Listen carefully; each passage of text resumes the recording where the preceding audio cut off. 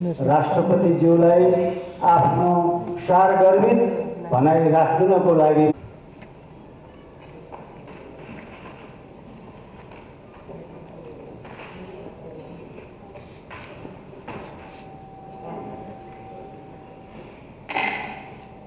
सेवकहरू, भद्र महिला तथा सज्जनवृन्द,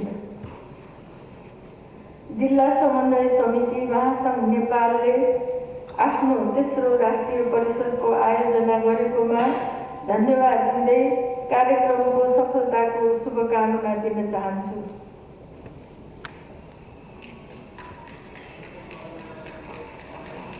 यस बैठकमा महासंघलाई विगतमा आफूले गरेका कार्यहरूको समीक्षा गर्दै आगामी कार्ययोजनाहरू तर्जुमा गर्न सफलता मिल्ने मैले विश्वास लिएको छु। जनताको लामो सङ्घर्षद्वारा मुलुकमा स्थापित सङ्घीय लोकतान्त्रिक गणतन्त्रले जनप्रतिनिधिमूलक संस्थाको नेतृत्वमा सहभागितात्मक विकासको अवधारणालाई आत्मसात गरेको छ। सङ्घीयताको कार्यान्वयन गरी आर्थिक रूपान्तरणको प्रक्रियामा मुलुक अगाडि बढिसकेको परिस्थितिमा नागरिकका लागि लक्षित सेवा प्रवाहले उनीहरूको आर्थिक सामाजिक जीवन पद्धतिमा के कस्ता परिवर्तन ल्यायो, उपलब्धिको मात्राको दृष्टिले तथा समय र आर्थिक लगानीको हिसाबले सन्तोष गर्न सकिने अवस्था भएको छ वा छैन जस्ता विषयमा जनप्रतिनिधिमूलक निकायको ध्यान पुग्नु पर्दछ।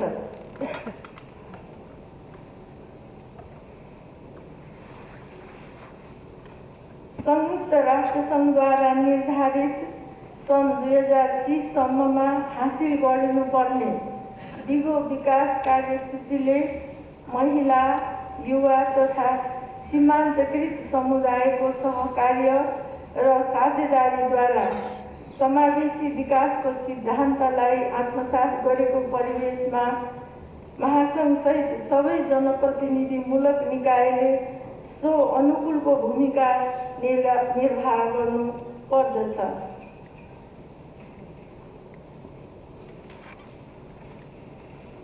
हाम्रो अर्थतन्त्रको मूल आधारको रूपमा रहेको कृषि क्षेत्रको विकासका लागि उद्यमशीलताको अवसर र व्यवस्थापकीय सिप उपलब्ध गराई रोजगारी सिर्जना गर्नुपर्दछ। देशभित्र अवसर नपाई विदेशी बाध्य युवाका लागि सिपमूलक तालिमको व्यवस्था गरी गुणस्तरीय रोजगारीको अवसर सुनिश्चित गर्नुपर्ने अहिले खाँचो रहेको छ। एकातिर हामीले मुलुकको समग्र विकास प्रक्रियालाई नागरिकको आकांक्षा अनुरूप तीव्रता दिनुपर्ने खाँचो छ भने अर्कोतिर विकासमा नयाँ चुनौतीहरूको सामना पनि गर्नु परिरहेको छ। उपलब्ध स्रोत र साधनको दिगो उपयोग गर्दै वातावरण मैत्री हरित विकासमा हामी सबैले अग्रसर हुनु पर्दछ। यस सन्दर्भमा महासंघले 2075 साल पौषमा सिन्धुपाल्चोक जिल्लामा आयोजना गरेको राष्ट्रिय जलवायु सम्मेलनलाई म यहाँ स्मरण गर्न चाहन्छु। यस विषयमा जिल्लाहरूले उच्च प्राथमिकता दिएको मैले विश्वास लिएको छु। मुलुकले अवलम्बन गरेको सङ्घीय प्रणाली अन्तर्गत सङ्घ, प्रदेश र स्थानीय गरी 3 तहका सरकार रहनुका साथै संविधानले जिल्ला सभा र जिल्ला समन्वय समितिको व्यवस्था गरेको छ। संविधान बमोजिम जिल्ला सभालाई जिल्लाभित्रका पालिकाहरूबीच समन्वय गर्ने, विकास निर्माण सम्बन्धी कार्यमा अनुगमन गर्ने, जिल्लामा रहेका सङ्घीय र प्रदेश सरकारी कार्यालयसँग गाउँपालिका र नगरपालिकाबीच समन्वय गर्ने काम, कर्तव्य र अधिकार दिइएको छ। जिल्ला समन्वय समितिलाई संविधान तथा कानुनद्वारा प्रदत्त अधिकार तथा दायित्वलाई प्रभावकारी रूपमा कार्यान्वयन गर्नका लागि आवश्यक पर्ने स्रोत र साधन नेपाल सरकारले उपलब्ध गराउँदै आएको छ भन्ने मैले विश्वास लिएको छु। नागरिकको आकांक्षा, देशमा उपलब्ध प्राकृतिक स्रोत, साधनको पहिचान र परिचालनको सम्भावना र सामर्थ्यको आकलन गर्दै जनप्रतिनिधिमूलक संस्थाहरूले आफ्ना योजनाहरू अगाडि बढाउनु पर्दछ। मुलुकको सर्वाङ्गीण रूपान्तरणका लागि भौतिक विकास सँगसँगै मानवीय विकास हाम्रो प्राथमिकतामा हुनुपर्दछ।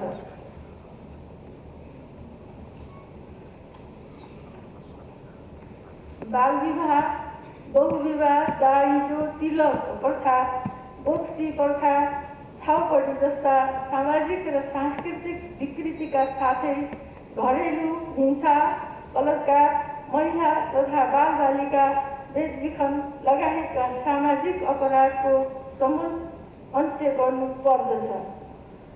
जनप्रतिनिधिमूलक संस्थाहरूले शिक्षा, सचेतना, सामाजिक जागरणको अभिवृद्धि गर्दै सभ्य र समतामूलक समाज निर्माणमा योगदान पुर्याउनु पर्दछ।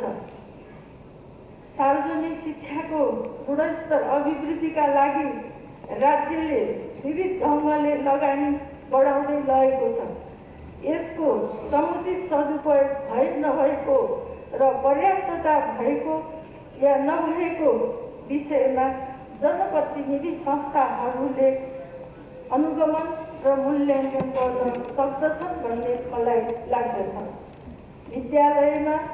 विद्यालयका विद्यार्थीहरूलाई उपलब्ध गराइँदै आएको दिवा खाजाका लागि स्थानीय उत्पादनलाई समावेश गर्ने विषयमा जनप्रतिनिधिमूलक संस्था र शैक्षिक संस्थाको बीचमा आवश्यक सहकार्य र समन्वय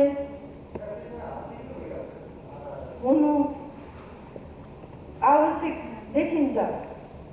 बालबालिकाको स्वास्थ्य र बौद्धिक विकासका लागि पौष्टिक आहार र साथै वातावरण निर्माण गर्नमा नेतृत्वदायी पहल र भूमिकाको म अपेक्षा गर्दछु। विगत करिब 2 वर्षदेखि सम्पूर्ण विश्वलाई नै आक्रान्त बनाएको कोभिड-19 महामारीको रोकथाम, नियन्त्रण र उपचारका लागि स्थानीय तहहरूले खेलेको भूमिकाको पनि म यहाँ प्रशंसा र सराहना गर्न चाहन्छु।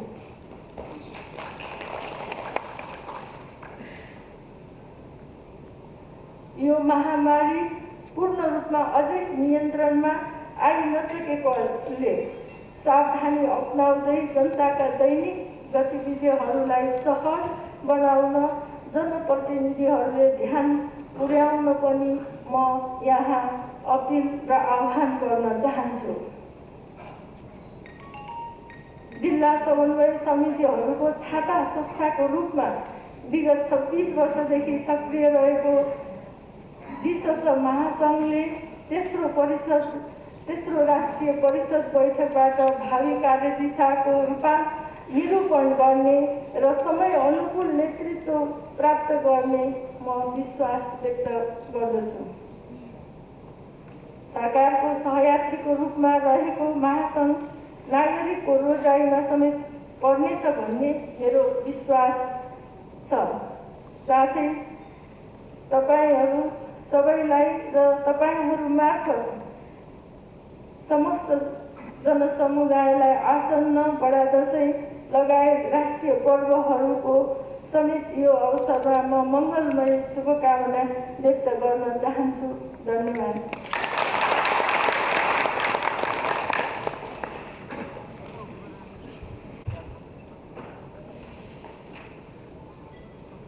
आजको प्रमुख अतिथि सम्माननीय राष्ट्रपतिज्यूले तपाईँ हाम्रो सामु सारगर्भित भनाइ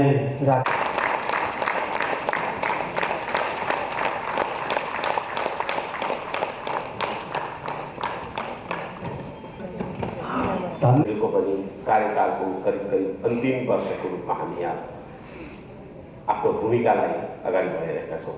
यस सन्दर्भमा स्थानीय सरकारहरूले यो 4 वर्षको दौरानमा गरेका कामहरूको प्रगति, स्थानीय सरकारहरूको आवश्यकता जुन महसुस गरेर हामीले यसको संवैधानिक व्यवस्था गऱ्यौँ, त्यो संवैधानिक व्यवस्था गर्नुको कारण र यसलाई बलियो बनाउनका लागि यसको औचित्यता प्रमाणित गर्ने बेला र जनप्रतिनिधि जनताको घर घरको सरकारको काम गर्ने भएको नाताले यो जनप्रतिनिधिको आफ्नो भूमिकालाई अझ बढाउन सकिने सम्भावनाका क्षेत्रहरूलाई हामीले उजागर गर्ने र नेपालमा महिला, दलित, जनजाति, आदिवासी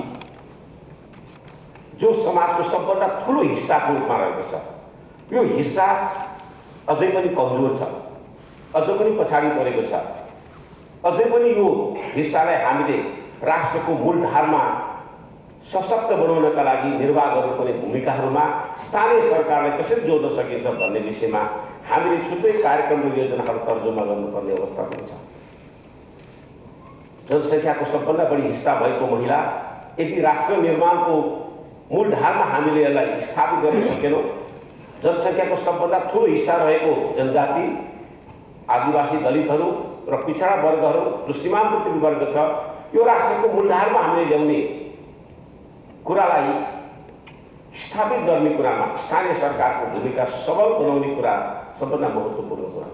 यदि यो गर्न सकिएन भने हामीले भनिरहेको आजको शासन व्यवस्था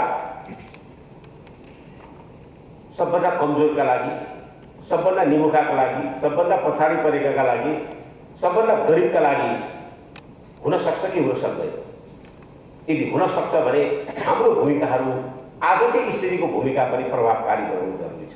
तर यो गर्नका लागि हामीले प्राप्त गरेको हाम्रो संविधानले परिकल्पना गरेको 3 तहको सरकारको सहअस्तित्व, सहकार्य र समन्वयको कार्य के घनीभूत रूपमा अगाडि बढेको छ त भनेर हामीले चाहिँ हेर्ने हो भने त्यो परिस्थिति सृजना भएको छैन।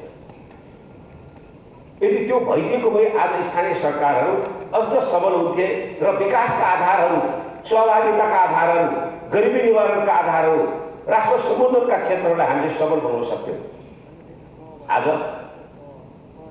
स्थानीय सरकारहरूले संविधानले प्राप्त गरेको अधिकारहरूको अझ ठुलो हिस्सा अधिकार निक्षेपण गर्नुपर्ने जिम्मेवारी सङ्घ सरकारबाट भइरहेको छैन। संविधानले स्थानीय सरकारले दिएको अधिकार, प्रदेश सरकारले दिएको अधिकार र सङ्घीय सरकारसँग भएको अधिकारलाई व्यवस्थित गर्नका लागि जुन कार्य विस्तृतीकरणको डकुमेन्ट मन्त्री परिषदबाट पास भएको छ, त्यो मन्त्री परिषदबाट पास भएको डकुमेन्ट ऐनको रूपमा आएपछि मात्र हामी आजको स्थितिबाट अझ एक तह माथि उठ्न सक्छौँ। तब मात्र हाम्रो स्थानीय सरकार साँच्चै स्थानीय सरकार अटोनोमस गभर्मेन्टको रूपमा काम गर्न सक्ने स्थिति छ। त्यो आवश्यकता आजको जरुरी हो, तर त्यो भइरहेको छैन। वनको काम गरौँ, यो संविधान प्रारम्भ हुनुभन्दा अगाडि ऐन आइराखेको छ, त्यसले काम गर्न दिँदैन। शिक्षाको काम गरौँ, आजको संविधानमा शिक्षाको जिल्ला इकाइको परिकल्पना गरेको छैन, तर आजसम्म पनि त्यो जिल्ला शिक्षा इकाइ जिउँदैछ। त्यसैले यो संविधान प्रारम्भ भएर नयाँ ठाउँमा पुग्नु पर्नका लागि हिजोका कानुनले निर्माण गरेका संरचना, संस्था र अधिकार क्षेत्रहरू हट्नुपर्ने कुरा हटिरहेका छैन र नयाँ संविधानले निर्माण गरेको कार्यक्षेत्र प्रारम्भ गर्नका लागि गर्नुपर्ने नयाँ कानुनहरू पनि निर्माण भइरहेका छन्। यो अवस्थामा छ। हामी निर्वाचित हुँदा स्थानीय सरकार सञ्चालनको ऐन पनि थिएन। हुन त सैद्धान्तिक रूपमा म के भन्छु भने जसरी प्रदेश सरकार सञ्चालन ऐन यो मुलुकमा छैन, तर प्रदेश सरकार चलेको छ, यही संविधानले निर्माण गरेको स्थानीय सरकार सञ्चालन ऐन पनि चाहिँदैन भन्ने मान्छे म त। प्रदेश सरकार सञ्चालन ऐन छैन, त्यो सरकार चल्छ। स्थानीय सरकार सञ्चालन ऐन चाहिँ किन चाहियो त? त्यो पनि त संविधानले निर्माण गरेकै सरकार हो नि। खालि हामीले के कुरा महसुस गरेको यति मात्र कुरा हो कि स्थानीय सरकारहरू नयाँ निर्माण भएको छ, अधिकार क्षेत्र नयाँ स्थापित भएको छ, कार्य सम्पादनको जिम्मेवारी त्यहाँ अलिक बढी भएको कारणले त्यसको भेग ठुलो भएको त्यसलाई सार संक्षेपमा जनप्रतिनिधिहरूलाई काम गर्न सजिलो होस् भन्ने कुरा विशिष्टीकृत गर्नका लागि मात्र हामीले त्यसलाई चाहिँ महत्त्व दिइराखेका छौँ। किनभने अटोनोमस सरकार हो भने उसले त्यो कानुन आफैले बनाएर अगाडि बढ्नुपर्छ। यो चिजलाई कसरी स्थापित गर्ने भन्ने कुरा चाहिँ महत्त्वपूर्ण कुरा हो। 3 तहको सरकारलाई मैले त्यति धेरै तुलना गरेर कुरा त गर्दिनँ, तर तपाईँ हामीले त्यो 3-4 वर्षको दौरानमा काम गरेको तपाईँले हेर्नुहुन्छ भने स्थानीय सरकारले सबभन्दा बढी बजेट कार्यान्वयन, कानुन निर्माण गर्ने, विकासको कामहरू गर्ने र स्थानीय जनताको घर दैनिकको सेवा सुविधा दिने कुरामा प्रबल भूमिका खेलेको छ। त्यो प्रबल भूमिका खेल्दा खेल्दै पनि सङ्घ सरकार र प्रदेश सरकारको कानुनी प्रक्रियाहरूले स्थानीय सरकारले त्यति धेरै सजिलोसँग काम गर्न दिइरहेको छैन। त्यस कारणले गर्दाखेरि सङ्घ सरकार र प्रदेश सरकारले अब निर्माण गर्ने कानुनहरू संविधानका भावना अनुसार 3 तहको सरकारको बिचको समन्वय, सहअस्तित्व, साझेदारीका सिद्धान्तका आधारमा एक ठाउँमा बसेर त्यो कानुन बनाउने कुरामा स्थानीय सरकारको पनि भावना विचारको प्रतिनिधित्व हुनुपर्छ।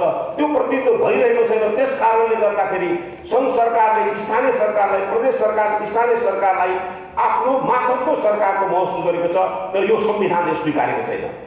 नस्वीकारेको कुरा जबरजस्ती लागू गर्न खोज्नु भनेको संहिताको विरुद्ध सरकारहरू उभिनु हो। यसले के पैदा गर्छ त?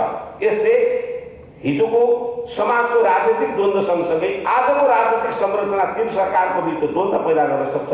त्यो अवस्थामा हामी पुग्नुहुन्न। त्यसकारण 3 तहको सरकार एक ठाउँ बसेर संविधानले दिएको एकल अधिकारहरूको व्यवस्थापन, साझा अधिकारका व्यवस्थापन गर्ने विषयमा हाम्रो बहस हुनु जरुरी छ। हाम्रो संविधानमा एउटा कुरा निश्चित भएको छ, संसारभरिको संहितामा गएको देशको तुलनामा एकल अधिकार बाहेक सङ्घ र प्रदेशको साझा अधिकार छ, सङ्घ प्रदेश र स्थानीयको साझा अधिकार छ। तर हाम्रो संविधानमा प्रदेश र स्थानीयको साझा अधिकार र सङ्घ र स्थानीयको साझा अधिकार हुनुपर्ने प्रावधान नभएको कारणले कतिपय अधिक सङ्घ सरकारले र प्रदेश सरकारले बनाउने कानुनहरूमा स्थानीय सरकारले पाइसकेको अधिकार पनि हस्तक्षेप भइरहेको छ। त्यो बाँझिएको कानुन हटाउनका लागि कुन निकायले हेर्छ कि सर्वोच्चमा मुद्दै हाल्नु पर्यो, बाँकी हेर्ने ठाउँ त छैन। यो विषयमा हामीले अब यो संविधानलाई नयाँ ढङ्गले यसका कमजोरीहरू, हाम्रा कार्य सम्पादनका क्षेत्रमा कमजोरीहरू भएको छन् भने पनि त्यो हेर्न जरुरी छ। संविधानले प्रावधान जुन ल्याएको छ त्यो प्रावधान भनेको त हाम्रो संहिताको सिद्धान्तको आधारमा सेल्फ रुल र सेयर रुलको सिद्धान्त हो। त्यो सेल्फ रुल र सेयर रुललाई हामीले आत्मसात गर्न सकेन भने 3 तहको सरकारहरू सँगसँगै होइन, फरक ढङ्गले हिँड्न सक्छ। त्यो फरक ढङ्गले हिँड्यो भने हाम्रो सहअस्तित्वको सिद्धान्त, हाम्रो साझेदारीको सिद्धान्त र हाम्रो सहकार्यको सिद्धान्तमा समस्या आउँछ। त्यसो हो भने के हुन्छ? त्यतातर्फ हामी जान सकिने स्थिति छैन, जानु पनि हुँदैन। किनभने लामो समयदेखि एकात्मक राज्य प्रणालीबाट हामी मुक्त भएर हामीले 3 तहको सरकारहरू निर्माण गरेर यो सरकारहरूको सबलीकरण, यो सरकारहरूको प्रजातान्त्रिकरण, यो सरकारहरूको चाहिँ कार्य सम्पादनको क्षमता बलियो बनाएर जनतालाई सुखी बनाउने, खुसी बनाउने, समृद्ध बनाउने, पछाडिकालाई अगाडि ल्याउने, नसक्नेले सक्ने बनाउने, नजान्नेले जान्ने बनाउने र सबै नागरिकहरू सशक्त बनाएर मात्र नेपालको समृद्धिको आधार निर्माण गर्न सकिन्छ भन्ने जुन विश्वास हामीले पैदा गरेको छ, यसमा 3 तहको सरकारका लागि हामीले 3 तहको पालिका, यो समन्वय समिति, हाम्रो गाउँपालिका, नगरपालिका सङ्घहरूले हामीले सहकार्य गरिरहेका छौँ र यो कार्यलाई हामीले सङ्घ सरकार, प्रदेश सरकारमा धेरै पटक छलफल गरेका छौँ। धेरै पटक उहाँहरूलाई हामीले बुझेका कुराहरू, हामीले खोजेका कुराहरू, हामीले चाहेका कुराहरू यो भन्ने कुरा हामीले उहाँहरूलाई बताइरहेका छौँ। तर त्यसको संयन्त्र कहीँ पनि छैन जसलाई निरूपण गर्नका लागि हामी बहस छलफल गर्न सकौँ। प्रजातन्त्र भनेको वादे जायते तत्त्वबोध ज्ञान। जति धेरै संवाद गर्यो त्यति तत्त्वबोध हुन्छ, जति धेरै तत्त्वबोध हुन्छ त्यति धेरै हाम्रा चाहिँ विवादहरू अन्त हुन्छ। त्यो प्रक्रियालाई हामीले चाहिँ प्रजातन्त्रमा स्थापित गर्न जरुरी छ। र अन्तमा म जिल्ला समन्वय समितिको विषयमा थोरै कुरा राख्न चाहन्छु। हाम्रो संविधानले जिल्ला समन्वय समिति निर्माण गरिसकेको छ। यसको प्रतिनिधित्व राजनीतिक छ, यसको भूमिका समन्वयकारी छ, यसको जिम्मेवारी भएका विकास निर्माणका कुराहरूको अनुगमन गर्ने र थप नयाँ क्षेत्रको आवश्यकतालाई पनि पहिचान गर्ने कुरा छ। अहिले हामीले त्यो राजनीतिक प्रतिनिधित्वलाई कुन मिसनमा लाने भन्ने विषयमा हामी प्रश्न छैनौँ। जिल्ला समन्वय समिति त्यसलाई प्रश्न गर्न जरुरी छ। समन्वय गर्ने भनिसकेपछि दुई वा दुईभन्दा बढी विषयहरूको विवाद अप्ठ्यारा त्यो जुनसुकै विषयको होस् त्यसलाई समन्वय गर्नका लागि हामीले कानुनी व्यवस्था गर्नुपर्ने कुरामा अगाडि बढ्नुपर्छ। र संविधान र कानुनले के भनेको छ भने भए गरेका कुराको मात्र अनुगमन गर्ने भनेको छैन। हामी स्थानीय वा सङ्घ वा प्रदेश सरकारहरूले काम गर्दा जहाँ जहाँ राम्रो गर्यो त्यो राम्रो भयो कि भएन, पारदर्शी भयो कि भएन, जवाबदेही भयो कि भएन, उत्तरदायी भयो कि भएन भन्ने कुरा मात्र होइन। हामीले पक्षपात गर्यो विकासमा। यो गाउँमा धेरै काम गर्यो, अर्को गाउँमा काम गर्दैन, यो वर्गलाई गरिदियो, अर्को वर्गले गर्दैन, योलाई हेऱ्यो अर्कोलाई हेरेन भने त्यो नहेरेको क्षेत्रमा पनि हेर भनेर सुझाव दिने अधिकार चाहिँ जिल्ला समन्वय समिति छ। त्यो ठाउँमा हामी पुग्यौँ कि पुगेनौँ? राज्य सञ्चालन गर्नेले न्याय सम्पादन गर्ने कुरामा पक्षपात गर्यो भने त्यो पक्षपात गर्नुहुन्न र त्यो पछाडि परेकोलाई अगाडि ल्याउनुपर्छ भन्ने कुराको सुझाव दिने पनि अधिकार भएको यो हाम्रो अनुगमनको हिस्सेदार भएको संस्थाले त्यो तर्फ हाम्रो कति ध्यान गएको छ? नत्र त आफ्नो नजिकको आफूलाई अनुकूल पर्ने ठाउँमा त विकास हुन्छ, अरू पछाडि पर्छ। त्यो पछाडि पर्ने वर्गहरूले फेरि न्याय समानता प्राप्त गरेर भनेर विवाद सृजना गर्न सक्छ। त्यसैले विवाद नहोस्, राज्य सबैको होस्, निष्पक्ष होस् भन्ने कुरा छ। त्यो कुरालाई निरूपण गर्ने कुरामा हामी अब कसरी जाने भन्ने खालको कुरोमा केन्द्रीकृत हुनुपर्छ। र मलाई के लाग्छ भने व्यक्तिगत रूपमा मलाई लागेको जिल्ला समन्वय समिति यो केवल राजनीतिक र समन्वय र अनुगमनको क्षेत्र मात्र बनाउनु पर्छ भन्ने ठाउँमा छैन। यस्तै आफ्नो कार्यक्षमता, यस्तै आफ्नो चाहिँ कार्य सम्पादन गर्ने कुरामा जति धेरै तपाईँको परिणाममुखी काम गर्यो त्यति नै यसले चाहिँ स्थापित गर्न सक्छ। आजको तपाईँहरूलाई त्यति धेरै गाह्रो छैन। तपाईँहरू पछि 5 वर्षपछि अर्को कार्यकाललाई धेरै गाह्रो हुन्छ। किनभने हिजो जिल्ला विकास समितिको बजेट खुजेको पनि तपाईँहरूले काम गर्न पाइरहेका छ, अर्को आउने त त्यो पनि हुँदैन। त्यसैले फङ्सनमा फन्डिङ भएन भने काम गर्न गाह्रो हुन्छ। त्यसैले यो बजेटरी सिस्टममा जिल्ला समन्वय समितिलाई कुन ढङ्गले राज्यद्वारा व्यवस्थित गर्ने भन्ने विषयमा पनि जिल्ला समन्वय समितिले आगामी दिनमा बहस छलफल गरेर एउटा सशक्त जिल्ला समन्वय समिति बनोस् भन्दै मेरा आफ्ना भनाइ यही अन्त गर्छु। धन्यवाद।